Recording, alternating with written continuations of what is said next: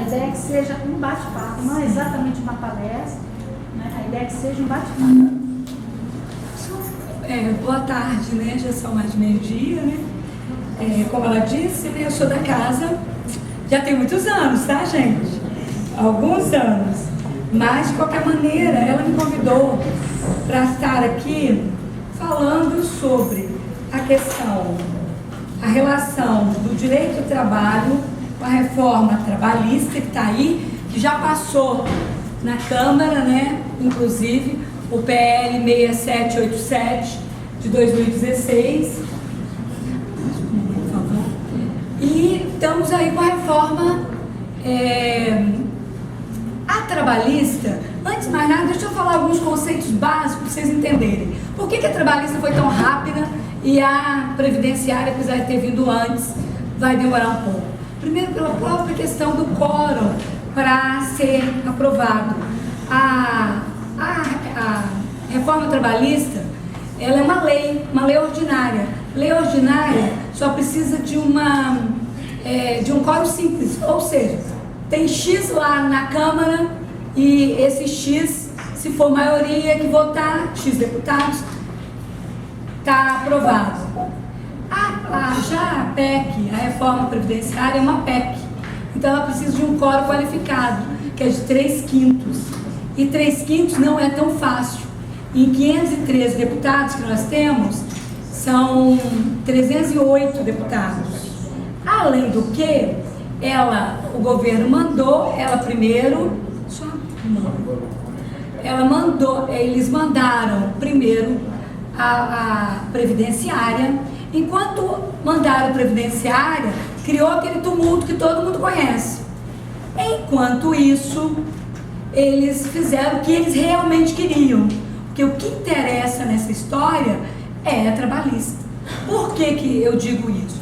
Eu digo isso porque o custeio da Previdência, ele basicamente é através da contribuição previdenciária dos trabalhadores e das empresas.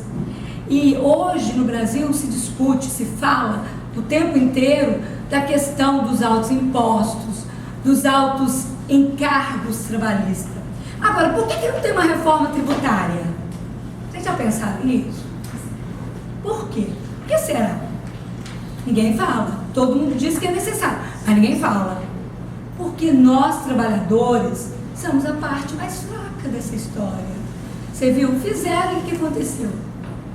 Fomos para as ruas, né? Estamos dizendo aí não, mas a reforma trabalhista já passou e vai para o Senado.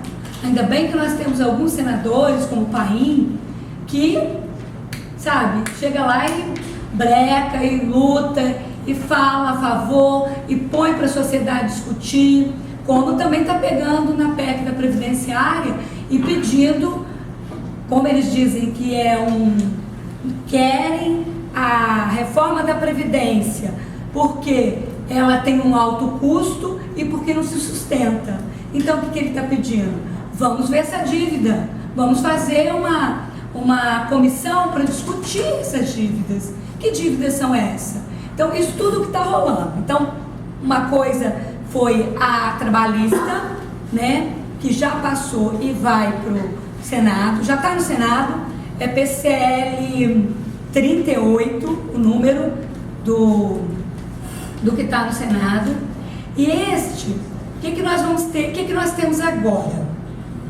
Como não é quórum qualificado e também não são duas, porque a Previdência ela tem que passar na Câmara em 2 turnos também.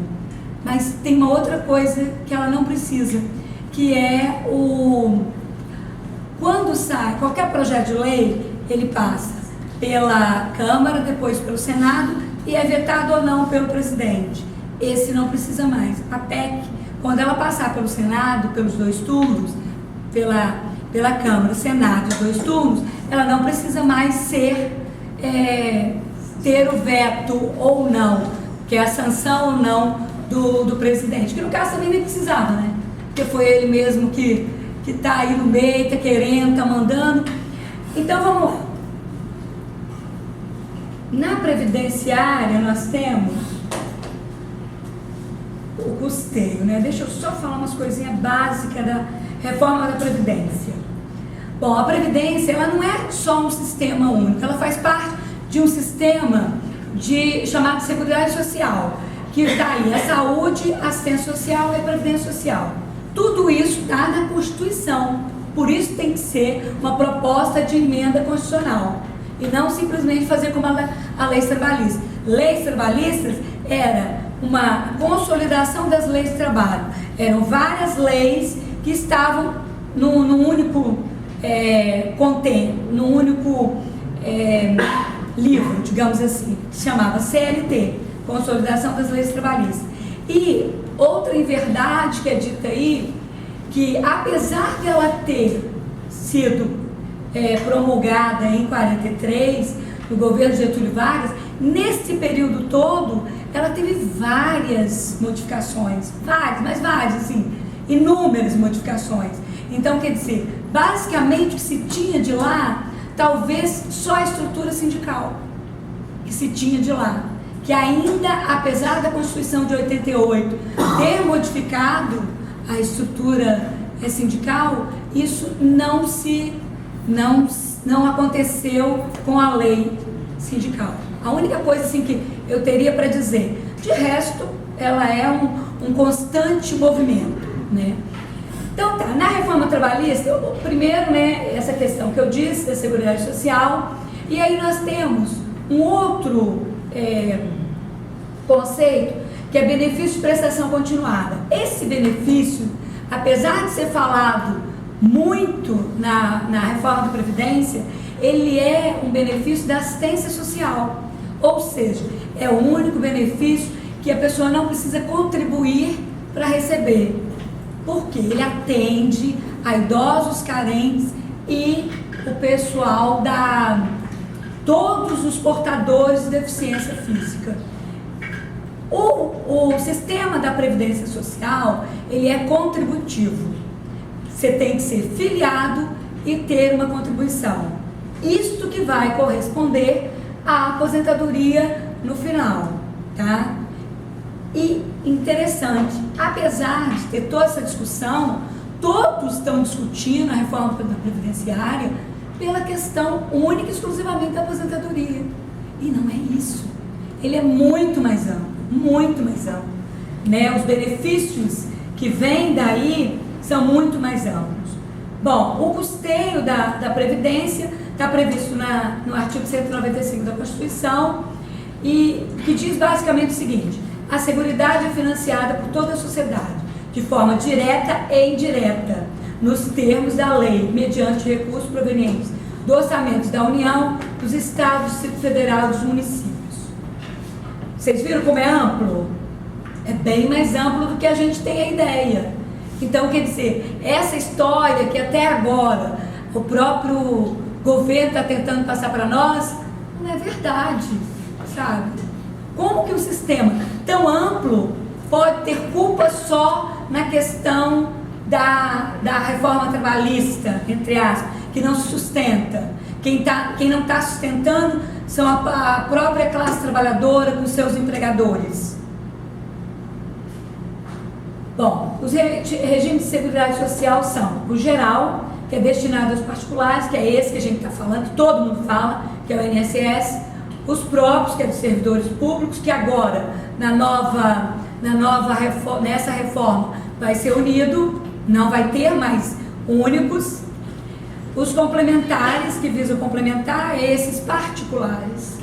E aí que tem uma grande discussão na sociedade, que na verdade o que eles querem, ou o que eles estão tentando fazer, a reforma trabalhista para que acabar mesmo com a previdência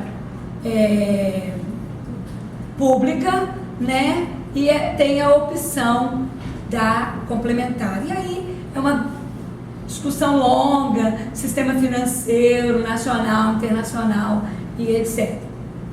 A forma direta se dá nos moldes referidos no artigo, que eu já falei, 195, inciso 1 a 4, do empregador, que eu já falei, da empresa, da entidade aérea equiparada, qualquer que seja, no nosso caso, que eu sou servidora pública, é o ente público, E deste vem de onde? A folha de salários, a receita com o faturamento. Em cima do faturamento tem o COFINS, que é 2% em cima daquilo que é a receita bruta de cada empresa. Isso também vai para lá, tá? Vai lá para formar esse grande bolo para financiar.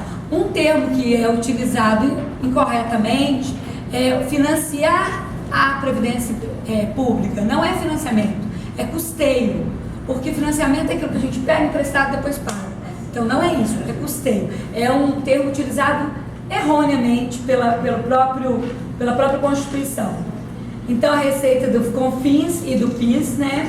O lucro, outra contribuição social sobre o lucro. Os lucros das empresas têm essa contribuição social que vai também fazer o grande bolo. Pelo lado do trabalhador e de mais segurança da previdência, aí você tem os autônomos, você tem os empregadores individuais, todos os outros.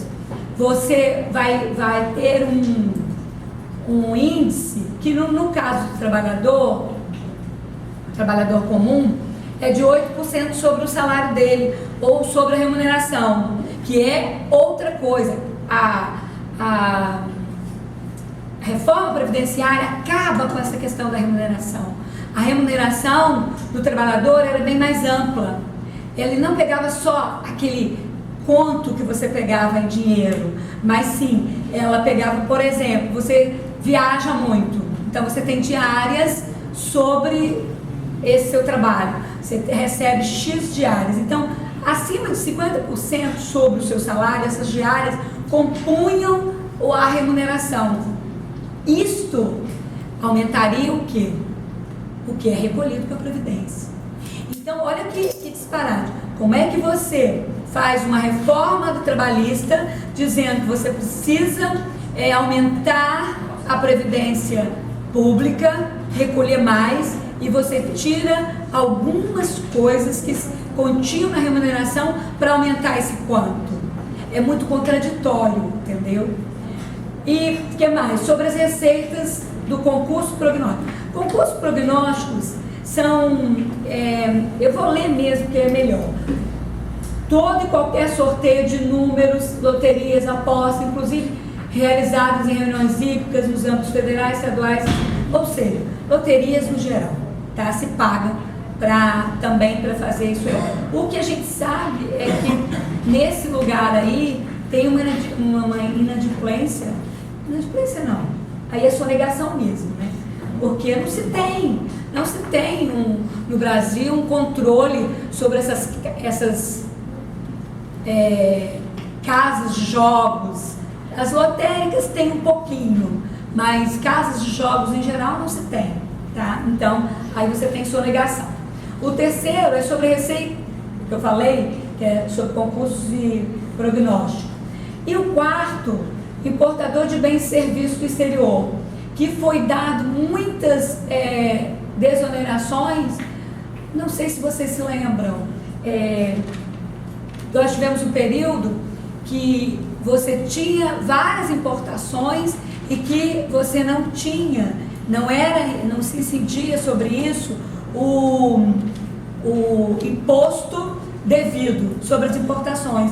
Nós tivemos um período. E mais, e agora, os setores de agronegócios têm, por tempo indeterminado, essas isenções. Então, tudo isso que faria parte lá do nosso pacote previdenciário, inclusive, está tudo indo para o ralo.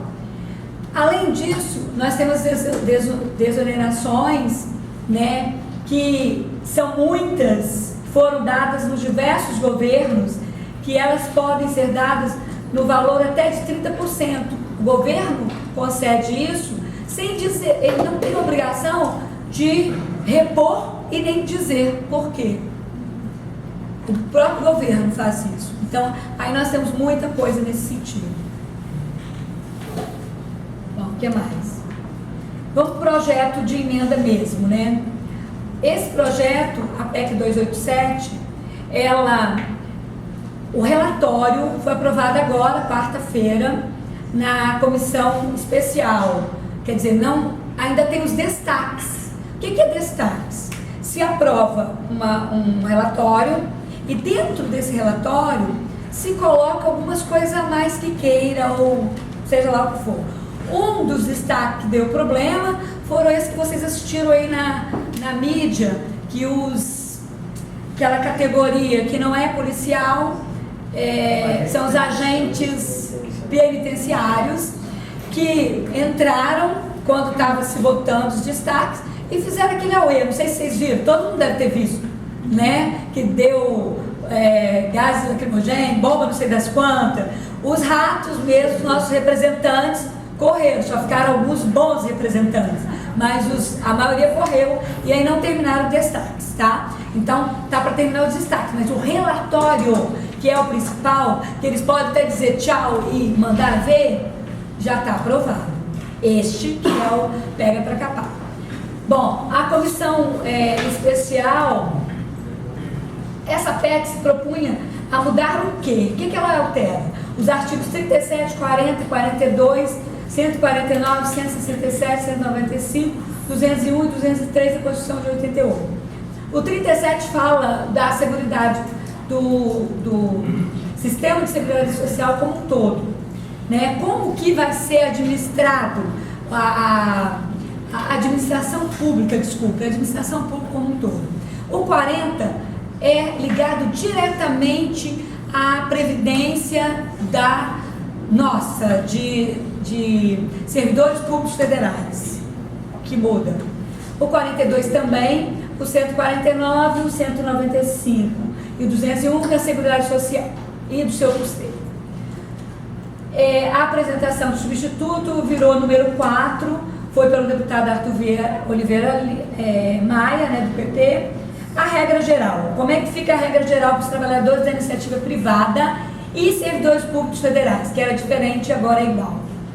Estendida aos estaduais e municipais, caso em 6 meses a prefeitura ou a Câmara dos Deputados estaduais, não, a Assembleia, né, no caso, não faça uma específica.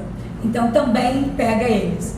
Ficou homem 65 anos de idade, mulher 62 anos de idade. O mínimo de contribuição 25 anos. Passa, o que muda aí? Passa de 15 anos, antes, se você tivesse 15 anos mínimo de contribuição e você chegasse à idade que, nossa, agora com tanta coisa eu já estou 60 anos para homem, 55 para mulher, você já poderia aposentar. Isso no público. No privado era diferente. Desculpa. Isso nas particulares, previdências particulares. No servidor público era o seguinte: você tinha que ter, era uma conjugação de 2, tempo de serviço, tempo de contribuição e idade. Então você tinha, por exemplo, para a mulher, você tinha que ter 55 anos de idade e 30 anos de contribuição. Para homem, você tinha que ter 60 anos de idade e 35 anos de contribuição. A soma para mulheres tinha que dar 30 com 55, 85. E para homem, 35 com 60, 95. Tá? Era uma conjugação dessas somas. Isso já foi mudado na reforma de 2003, na emenda constitucional 41 de 2003, tá? Já houve essa mudança para os servidores públicos e agora muda para todo mundo que entrar depois mesmo servidor público que entrar depois desta reforma, ele vai ficar igual ao público. Isso é outra coisa muito séria. Por quê? O que faz, por exemplo, no meu caso, o que faz um de nós, vocês também, irem para ser servidor público? Independente de você ter uma carreira, né? Eu sou economista e fiz também direito. Fiz direito, inclusive, depois que eu passei a ser servidora pública. O que faz? Estabilidade, salário. E nessa estabilidade você tinha uma coisa muito importante, que era o quê? Lá no final você tinha a paridade. Você aposentava acompanhando o salário da ativa. Então você tinha integralidade e paridade. Quem de vocês vão querer passar, eu tenho 34 anos de trabalho no serviço público, quem vai querer dar, né, ter uma carreira dessa, mesmo que você ganhe bem dentro no cotidiano, se você vai chegar lá, quando mais você precisa, você vai ter, sei lá, vai ganhar 4 vezes menos, porque você vai se aposentar com 4 vezes menos do que você ganha. Quem vai querer? Então, ele acaba com o quadro de qualidade do serviço público. Hoje, a grande preocupação é quem está no serviço público, que entrou antes de 2003 e não antes de 98, entrou antes de 2003, a preocupação é a seguinte, está todo mundo na idade assim, 45, 50, 50 e pouco, 55, está de 49 para 55, estamos aí. Preocupação deles, como assim? Nós vamos entrar num regime que vamos ganhar bem menos do que ganhávamos, né? Vamos nos aposentar com bem menos do que ganhávamos, vamos ter que trabalhar no mínimo mais 10 anos. Então, quer dizer, é injusta, ela não está vendo todo, ela não está, porque toda reforma, essa é outra questão que eu gostaria de falar, toda reforma, seja trabalhista, seja tributária, seja previdenciária, ela tem que vir de um pacto da sociedade. Ninguém pode chegar e dizer assim, toma, não pode. Por quê? Porque isso são regras que foram pactuadas, sabe? Foram conversadas, foram pactuadas, vão tirar aqui, colocar ali, fazer aqui. O meu grau de sacrifício, eu já faço grau de sacrifício, porque em 2003, quando era só tempo, eu já poderia, quando houve a mudança, quando chegasse aos 30 anos, já poderia inserir o tempo. Então, mas foi pactuado. De uma certa forma, a gente entendia que se aposentar com 45 anos é muito novo. A gente até entende que hoje é necessário que tenha uma reforma. Mas como nós vamos fazer essa reforma da Previdência? Não pode ser assim. Vamos primeiro ver onde é que estão os erros, se é que tem os erros, né? Onde é que está faltando dinheiro, para onde está indo. Isso é muito importante. Então, quando ela não vem de um pacto social, acontece que nós estamos assistindo, né, essas arbitrariedades todas, né, todo mundo gritando, e tem que gritar mesmo. Apesar da sociedade brasileira estar meio assim, né, murchinha, né, isso foi uma coisa que levantou a sociedade, né? E qual a referência, não? Qual é este governo que está aí hoje? O que ele tem de referência na sociedade para fazer isso? Sabe? Nós colocamos ele lá, sabe? Então isso é coisa que tem que ser pensada e debatida. Isso não tem nada a ver com política partidária, isso tem que a ver com políticas públicas, tem a ver com políticas econômicas, sabe? Com política social. Então precisamos discutir essas questões. Tá, esse benefício tem mais. Isso que eu disse, esse benefício começa com 70%. Ele não vai lá para o teto de 5.500, que é hoje. Ele começa com 70% disso. E ele vai contribuindo até chegar aos 40 anos. São 40 anos de contribuição, se ele quiser aposentar com os R$5.500 integral. É muito injusto. Bom, tem uma regra de transição aí, que você tem que pegar o tempo atual e que você teria que contribuir, jogar 30%, e nesse 30% somar, e eles fizeram uma tabelinha, que você vai lá e vê quanto tempo mais você tem que trabalhar, tá? Até quanto você tem que trabalhar. Eu realmente espero que não passe, tá? Eu estou passando para vocês porque a tendência é passar, mas eu espero que não passe tão violenta, tá? A tendência é passar, tá, gente? Ele assim, o povo que está hoje na direção da Câmara e na direção do Senado, eles dão, eu vou usar um termo aqui, mas pelo amor de Deus, eu vou usar o termo golpe, mas nada tem a ver com essa história de golpe que existe aí. Ludibriam, como ludibriaram no PL, no projeto de terceirização. No projeto de terceirização. Sabe, o que eles fizeram? Nós tínhamos um projeto de terceirização já no Senado, amplamente discutido com a sociedade. O PAIN, que fez isso, veio aqui, esteve aqui na nossa Assembleia Legislativa. Eu fui lá representar a categoria, né, do Ministério do Trabalho, não a categoria, mas os trabalhadores dando dados do que acontece. Discutiu em todos os estados, Sabe o que esse governo fez? O que os nossos representantes fizeram? Pegaram, eles sabiam que esse projeto estava discutido e havia muitas modificações. Eles pegaram um projeto que tinha passado pelo Senado, lá de 96, mandado por Fernando Henrique, se não me falha a memória, e buscaram ele, ludibriaram, não vou usar a palavra golpe, e aprovaram o projeto de terceirização. Foi assim. Como não é lei ordinária, né? Colocaram pauta hoje, projeto de terceirização.